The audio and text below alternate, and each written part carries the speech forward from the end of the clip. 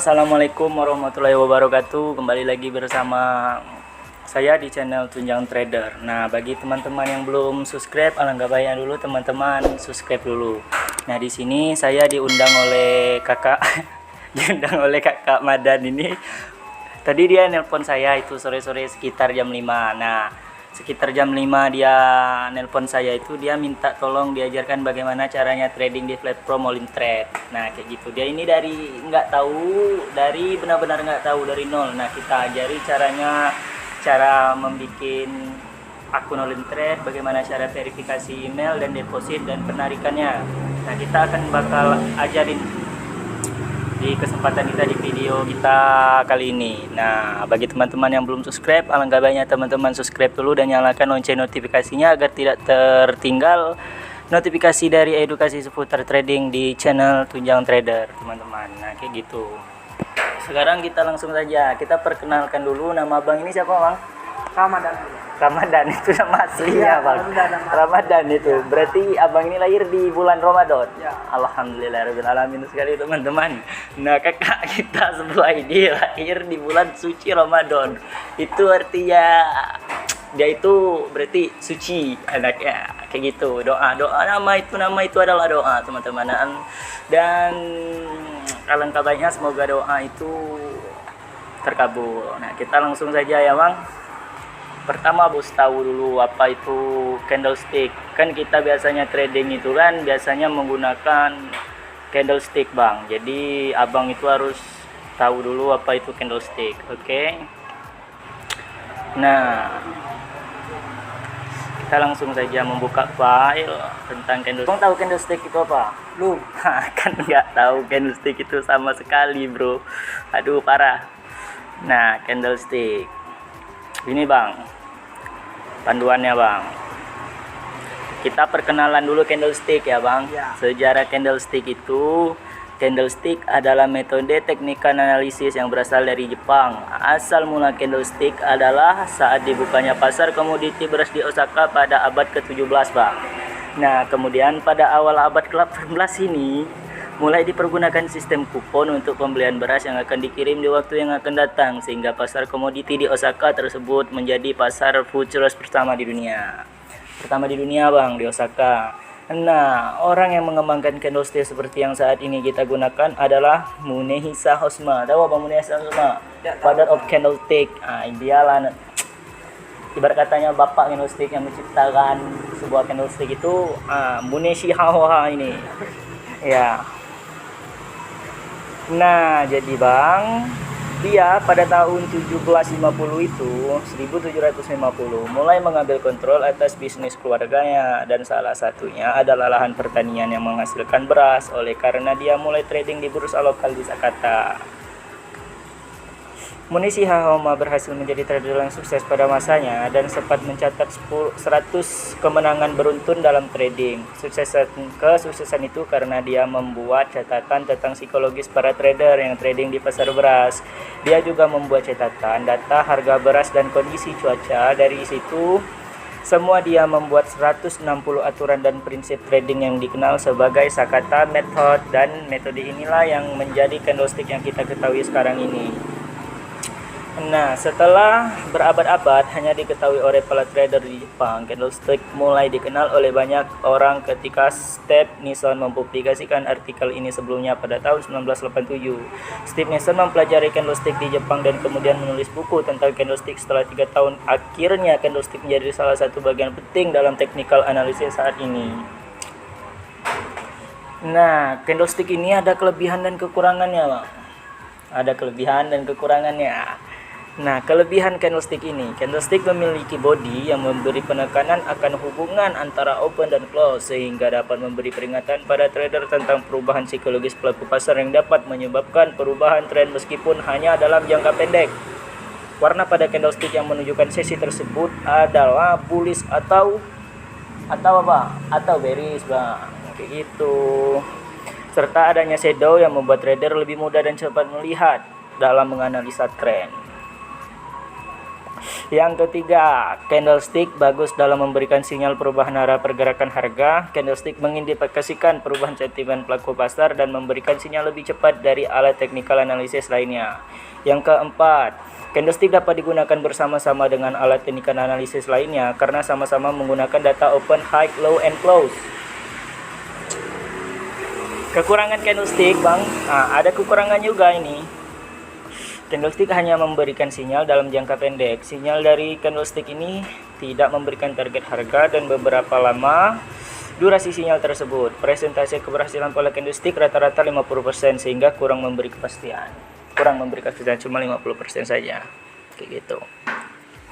Nah, biasanya Bang, kalau bullish untuk candle bullish itu warna hijau atau warna putih dipakai orang. Tapi kalau bearish candle itu biasanya digunakan dalam warna hitam atau merah. Biasanya kalau kita trading di platform binary option atau seperti binomo, IQ option atau limit trade itu warna candlenya merah, hijau, merah, hijau. Nah, Bang tahu merah, hijau itu apa?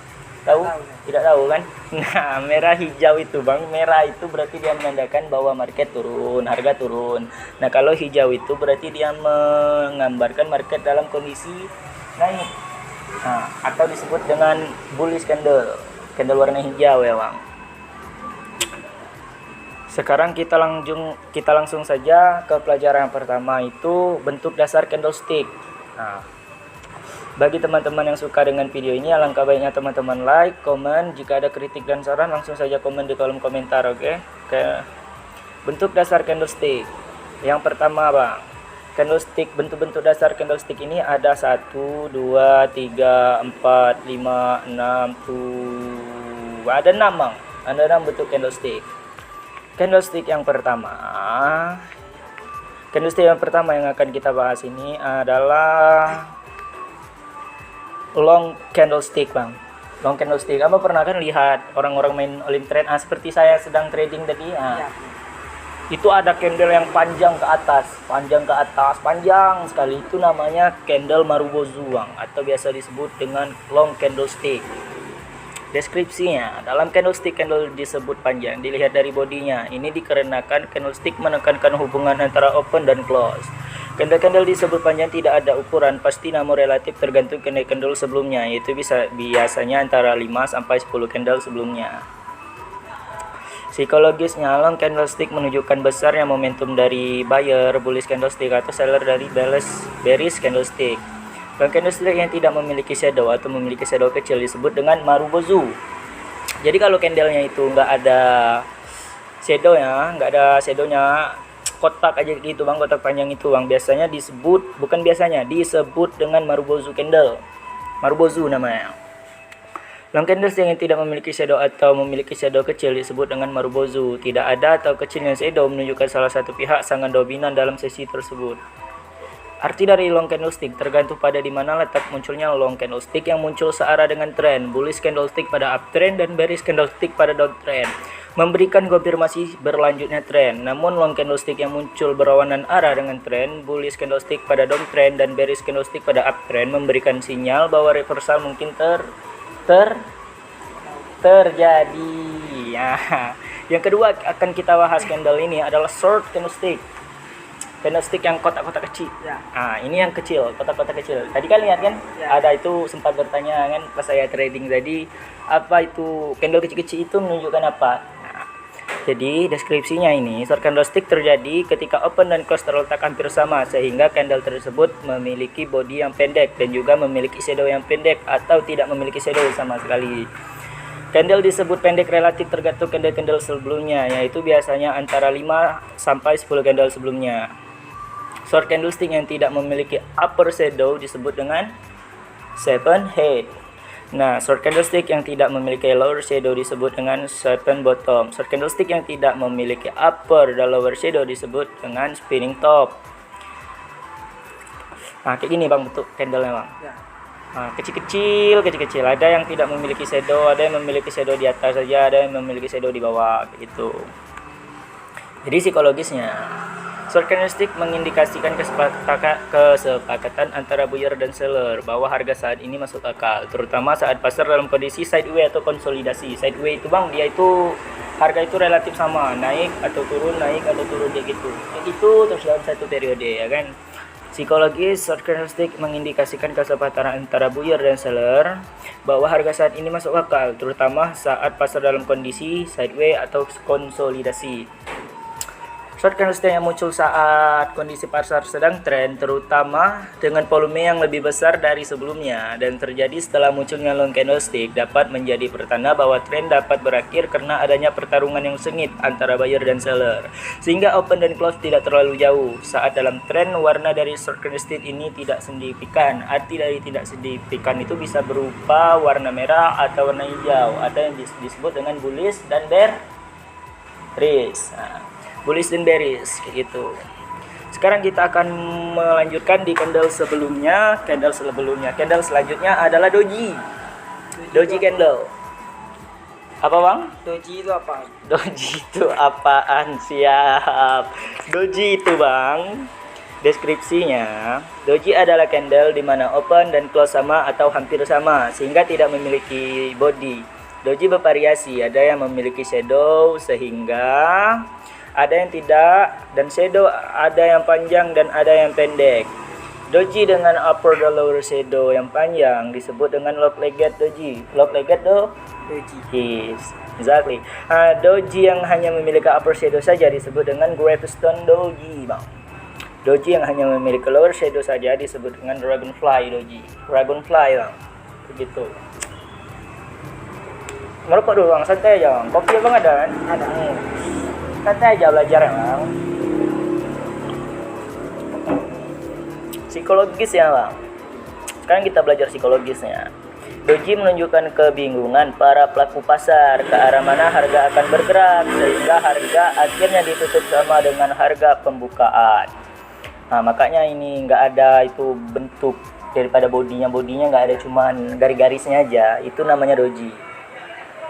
Nah, shadow pada doji juga menunjukkan usaha upper shadow dan seller di lower shadow, namun akhirnya gagal. Kegagalan salah satu pihak, buyer atau seller, atau keduanya berpengaruh pada analisa kita akan trend. Saat doji muncul pada downtrend dan memiliki lower shadow yang panjang, menunjukkan seller berusaha membuat harga turun lebih jauh lagi, namun gagal, sehingga kemungkinan downtrend akan berakhir. Demikian juga saat doji dengan upper shadow yang panjang muncul saat uptrend, menunjukkan buyer berusaha membawa harga naik, namun akhirnya gagal, sehingga kemungkinan uptrend akan berakhir. Begitu. Setelah doji yang akan kita pelajari selanjutnya adalah long upper dan lower shadow. Long upper dan lower shadow ini adalah candle yang memiliki shadow atau keraguan-keraguan itu lebih panjang daripada bodinya. Deskripsinya ya, kita bacakan aja. Long upper dan lower shadow adalah candle yang memiliki shadow panjang di atas dan di bawah. Panjang masing-masing shadow ini lebih panjang dari panjang body candle tersebut. Psikologisnya, long upper dan lower shadow menunjukkan baik buyer atau seller tidak memiliki cukup kekuatan untuk menggerakkan pasar di luar opening dan closing price. Saat candle seperti ini muncul di pasar yang sedang tren, seringkali memberikan tanda bahwa tren akan berakhir. Itu. Nanti kan selanjutnya, abang itu sebaiknya bang, belajar dulu ini sebelum masuk ke trading kan, belajar dulu kan bentuk-bentuk candle itu seperti apa kan, itu saran Saridaya. Iya. Oke. Nah, long upper shadow bang, sekarang. Long upper shadow ini adalah candle yang hanya memiliki shadow panjang di atas. Panjang upper shadow minimal 2 kali panjang dari body candle tersebut. Psikologisnya, long upper shadow menunjukkan buyer berusaha membawa harga naik lebih tinggi namun gagal. Nah, candle kan? Ya. Dia sudah naik banget dulu kan, sudah naik. Nah, akhirnya dia turun lagi dan membentuklah shadow yang lebih panjang daripada body candle tersebut. Itu namanya long upper shadow, nama candlenya. Nah, jadi saat long upper shadow ini muncul saat uptrend, dapat memberikan tanda bahwa kemungkinan tren akan berakhir karena melemahnya momentum. Tapi kalau long upper shadow ini muncul pada downtrend, dapat mengkonfirmasi downtrend akan berlanjut karena menunjukkan masih kayak gitu. Jadi misal abang trading kan, ketemu tren naik. Nah, jadi muncul candle long upper shadow ini. Jangan abang open posisi buy lagi bang, jangan, bahaya. Alangkah baiknya abang open posisi bawah. Nah, candle seperti ini misalnya, hijau kan, hijau. Nah, ada muncul long upper shadow ini. reversal langsung kayak gitu. Nah, sekarang kita akan belajar tentang long lower shadow. Long lower shadow ini adalah kebalikan dari long upper shadow. Tapi long lower shadow ini dia mau membawa harga itu turun tapi gagal. Long lower shadow adalah candle yang hanya memiliki shadow panjang di bawah. Panjang lower shadow ini minimal 2 kali panjang dari body candle tersebut. Psikologisnya, long lower shadow menunjukkan seller berusaha membawa harga turun lebih jauh namun gagal. Saat long lower shadow ini muncul saat downtrend dapat memberikan tanda bahwa kemungkinan tren akan berakhir karena melemahnya momentum. Saat long lower shadow ini muncul pada uptrend dapat mengkonfirmasi uptrend akan berlanjut karena menunjukkan masih kurangnya buyer kayak gitu. Nah, itu Bang, kalau mau tahu tentang candlestick dasar bentuk-bentuk dari candlestick itu kayak gitu tadi. Ada yang kecil kan, ada yang besar, ada yang panjang, ada yang memiliki sumbu. Itu kan semuanya ada artinya kan. Kayak gitu. Sekarang Abang sudah mengerti sedikit-sedikit? Sedikit-sedikit sudah mengerti ya Bang. Nanti kita akan bahas lagi Bang setelah video ini berlanjut. Setelah video ini selesai kita akan bahas lagi Bang kan tentang caranya. Sepertinya durasi video ini sudah terlalu panjang kan. Kita lanjutkan di kesempatan lain kali saja. Nah, sekarang akun Abang sudah terbuat tadi kan? Akun sudah terbuat. Setelah itu tinggal Abang belajar dulu aja trading di akun demo. Setelah merasa diri Abang sudah siap Bang, ya Abang melanjutkan perdagangan di akun lir kayak gitu. Abang deposit kan minimal $20 kan. Abang belajar, Abang kuasai dulu, Abang latih dulu psikologis Abang latih dulu mental Abang kan, supaya tidak terjadi loss Bang. Karena loss dalam jumlah hal yang besar itu sungguh nggak enak rasanya.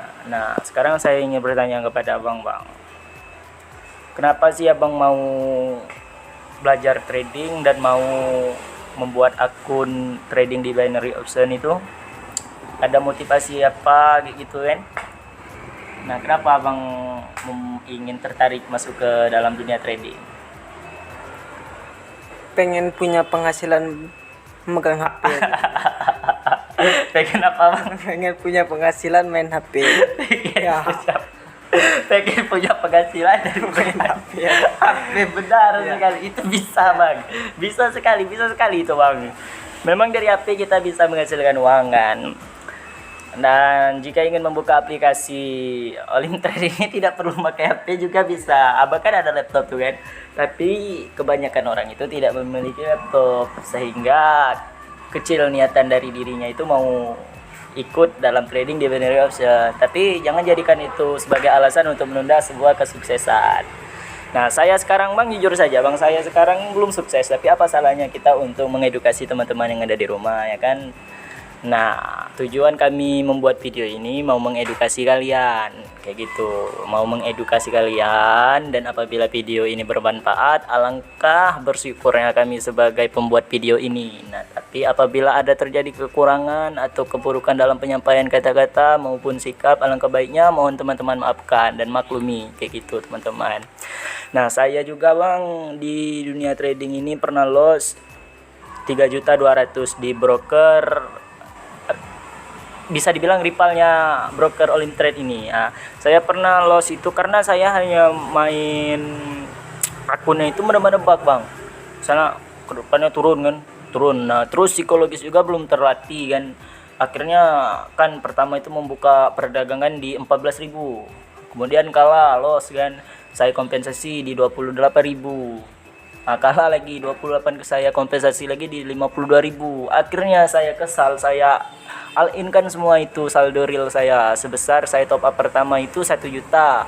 Nah, saya all in kan semua itu, tidak memakai manajemen yang buruk, psikologis yang buruk, dan mental yang buruk. Akhirnya loss teman-teman. Bahaya sekali kalau kita tidak menggunakan dan tidak melatih psikologis serta mental kita di dalam dunia trading ini. Jangan coba-coba untuk bermain di broker manapun dan di trading manapun, mau itu di binary option, mau di forex, mau di trader saham sekalipun, jangan teman-teman kayak gitu. Nah, saya juga kan belum kaya dari trading ini bang, tapi mencoba dan sedikit paham kan, dan apa ada kesalahan-kesalahan sebelumnya yang saya buat itu saya ingin sampaikan ke teman-teman melalui video ini agar tidak teman-teman lakukan seperti yang saya lakukan sebelumnya. Nah, kalau misalnya kita trading menggunakan daun bang, iya kan, trading menggunakan daun, slow lah daunnya kan. Nah, kalau uang gimana? Kalau uang habis, uang itu pening, pala tak benar kita bang. Iya kan bang? Betul kan? Alangkah baiknya kan saya peringati dulu abang yang bahayanya itu kayak gimana ya kan bang. Nah, kayak gitu juga, dan teman-teman yang melihat video ini semoga insyaallah termotivasi lah bang ya kan.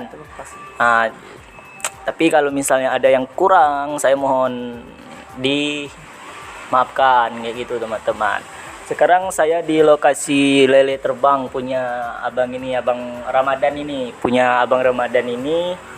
Saya mencoba silaturahim juga ke tempat usahanya, kan lokasinya ada di Sawah Lebar, Bengkulu, di depan Universitas apa ya bang? DHSN ya, Universitas DHSN. Pertandangan cerita-cerita tentang masalah trading, karena abang ini tertarik juga. Selain dia membuka usaha pecel lele terbang ini, dia tertarik juga untuk masuk ke dalam dunia trading kayak gitu teman-teman. Oh ya, kita mau tanya-tanya soal tentang usaha ini bang. Kita mau tanya-tanya tentang usaha lagi sekarang bang. Iya kan bang, abang sudah tanya-tanya sama saya tentang dunia binary option kan. Sekarang saya ingin bertanya lagi ke abang tentang usaha. Abang umur sekarang berapa bang Ramadan? Nah, Sudah masuk 22. wah, masih relatif muda. Berarti abang membuka kedai lele terbang ini di umur usia berapa bang? Umur di usia 20 Bang. Wah, alhamdulillah, di umur 20 abang membuka kedai ini. Ya. Nah, itu untuk lokasinya ini masih memang pertama di sini atau sudah mana? Kemarin buka pertama kemarin sempat gagal karena pas buka dilanda bencana Covid kemarin. Belanda bencana Covid. Iya. Itu lokasinya pertama di mana bang? Di Tebeng kemarin. Di Tebeng ya bang? Ya. Sempat gagal kemarin. Sempat gagal Karena mengadakan lockdown kemarin. diadakan lockdown ya. Sekarang sudah relatif normal kan, kembali pembukaan usahanya ya kan. Berarti abang sekarang kalau status gimana? Masih memang sudah tamat sekolah atau putus sekolah atau kuliah? Masih kuliah. Kuliah. Ya. Nah teman-teman, kakak Ramadan ini kuliah tapi dia sudah punya usaha sendiri. Berarti nggak minta uang sama orang tua lagi bang? Mudah-mudahan tidak. Mudah-mudahan tidak. Nah, semoga aja tidak ya bang. Tidak. Semoga tidak. Oke. Terus bang, selain abang tidak minta lagi sama orang tua, biaya untuk kuliah itu gimana bang? Masih minta sama orang tua atau semuanya sudah ada di kedai ini? Sebenarnya belum kecukupan. Belum Kecukupan. Kenapa seperti itu bang? Masih kurang. Masih kurang. Iya. Oh, jadi oleh karena itu abang mau tertarik terjun ke dunia binary Iya. option ini bang? Oh, mau menambah penghasilan ya bang? Iya. Nah, oke.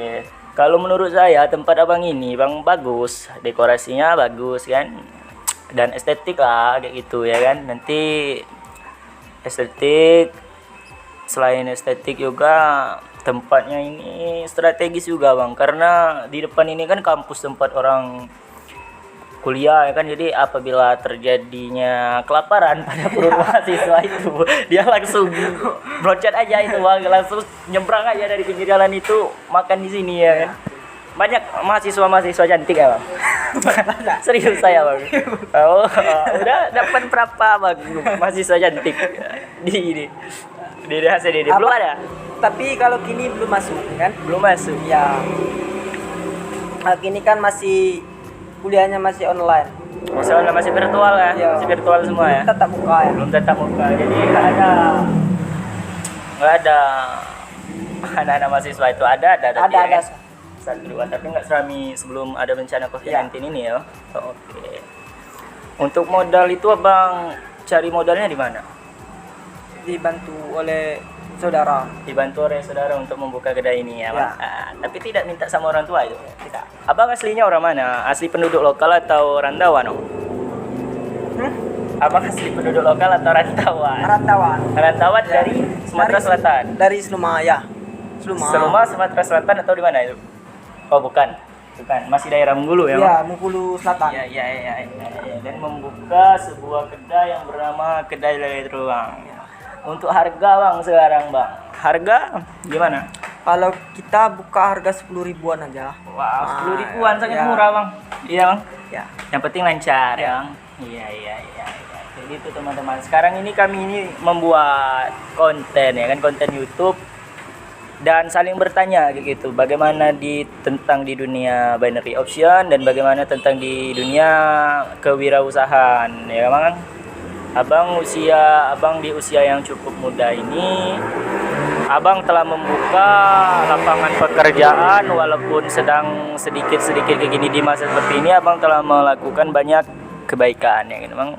Salah satunya membuka lapangan pekerjaan dan tidak meminta lagi untuk biaya kehidupan kepada orang tua, dan biaya kuliah pun abang ini mandiri, tidak minta-minta lagi kepada orang tuanya kayak gitu. Jadi kami di sini untuk membagi-bagi pengalaman lah ya kan, pengalaman pahit, pengalaman enak yang kami semua bagi-bagi di sini. Nah untuk itu teman-teman belajar dari video ini, belajar ambil baiknya, ambil buah baiknya. Baiknya itu diambil teman-teman, buruknya itu kalian buang aja jauh, buruknya itu ke laut kalau bisa ya kan. Nah karena pengalaman orang itu beda-beda dan tujuan orang itu pun juga beda-beda. Tapi alangkah baiknya jikalau tujuan itu berbeda-beda, kita belajar dari tujuan orang dan orang pun belajar dari tujuan kita. Benar kan bang? Ya benar. Sekarang sudah kuliah, sudah semester berapa bang? Sudah masuk semester 6. Sudah masuk semester 6, sebentar lagi wisuda ya bang? Ya. Oke. Sebentar lagi abang ini wisuda. Nah saya doakan semoga wisuda abang lancar ya bang? Amin. Sudah, sepertinya durasi videonya sudah cukup lama teman-teman. Alangkah baiknya kita akhiri dulu video ini. Bagi teman-teman yang suka dengan video ini, alangkah baiknya teman-teman like, comment, and share. Dan apabila ada kritik dan saran, teman-teman langsung komen di kolom komentar. Oke teman-teman. Nah apabila teman yang ingin membuat akun Olim Trade dan ingin saya bantu caranya dari awal sampai akhir itu, bagaimana cara verifikasinya, bagaimana cara membuatnya, bagaimana cara deposit, dan bagaimana cara withdraw, teman-teman langsung saja.